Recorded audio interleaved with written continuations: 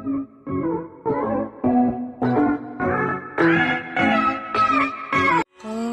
na lang ulit.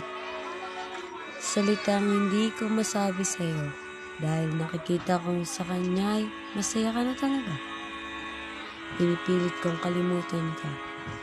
Ngunit bakit? Bakit hindi ko magawang bitawan ka? Tulad ng pagbitaw mo sa mga pangako mo sa akin. Umasa kasi akong mamahalin mo ako hanggang sa tayo tumanda. Ngunit bakit ako nag-iisa ngayon? Nasaan ka na? Pero alam mo ba na masaya ako para sa inyo? Dahil nakikita ko kung gaano mo siya mahalin. Bakit di ko maiwasang hindi ka ma-miss?